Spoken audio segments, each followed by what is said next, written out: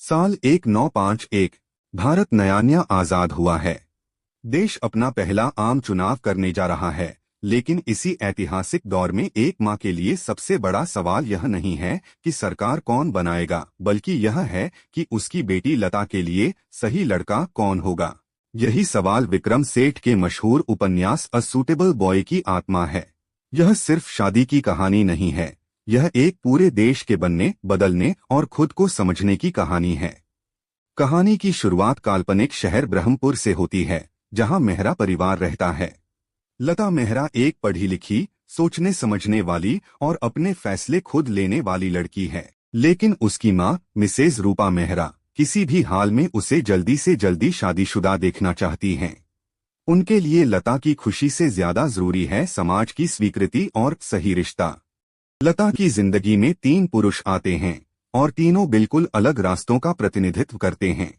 पहला है कबीर दुर्रानी, लता का पहला प्यार। उनका रिश्ता सच्चा और गहरा है, लेकिन एक बड़ी सच्चाई उनके बीच खड़ी है। कबीर मुस्लिम है और विभाजन के बाद के भारत में यह प्यार सिर्फ निजी मामला नहीं रह जाता, बल्कि सामाजिक और धार्मिक टकराव बन जाता है। लता जानती है कि इस रिश्ते की कीमत सिर्फ उसे नहीं, पूरे परिवार को चुकानी पड़ेगी। दूसरा है अमित चटर्जी, एक कवि, बुद्धिजीवी और भावनात्मक रूप से परिपक्व इंसान। उसके साथ लता की बातचीत और समझ गहरी है, लेकिन उसमें वह आग नहीं है जो प्यार को जोखिम लेने पर मजबूर कर दे।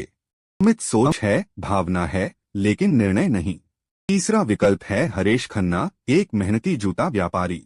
वह रोमांटिक नहीं है, शायर नहीं है, लेकिन ईमानदार है, आत्मनिर्भर है और स्थिर भविष्य का वादा करता है। यही वह विकल्प है जिसे लता की मां सबसे ज्यादा पसंद करती है, क्योंकि उनके लिए शादी प्यार से नहीं, सुरक्षा से चलती है।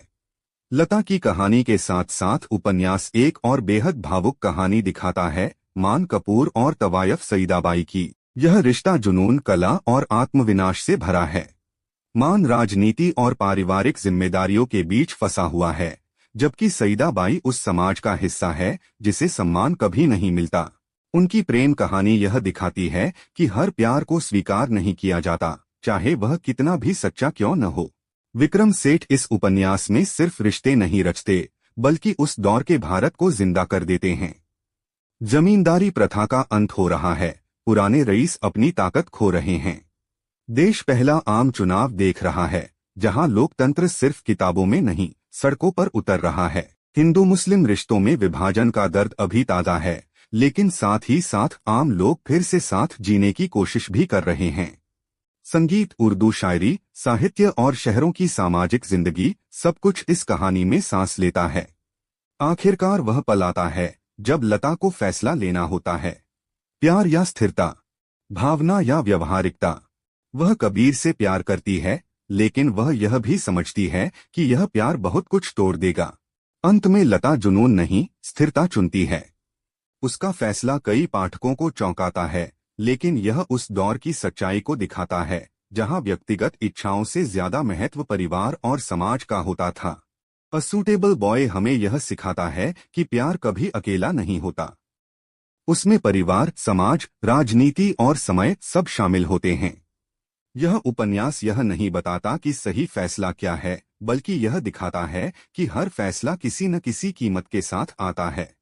अंत में अ सूटेबल बॉय एक किताब नहीं, एक पूरा जीवन अनुभव है। इसे पढ़ना ऐसा है जैसे आजादी के बाद के भारत को करीब से देखना, समझना और महसूस करना। यह दिखाती है कि भारत की विविधता ही उसकी ताकत भी है और उसकी सबसे बड़ी चुनौती भी। अब सवाल आपसे है, क्या लता ने सही लड़के को चुना, या उसे कबीर के लिए समाज से लड़ जाना चाहिए था? अपनी राय कमेंट में जरूर बताइए। अगर आपको ऐसी गहरी और क्लासिक कहानियां पसंद हैं, तो वीडियो को लाइक करें, चैनल को सब्सक्राइब करें और मिलते हैं अगली किताब की कहानी के साथ।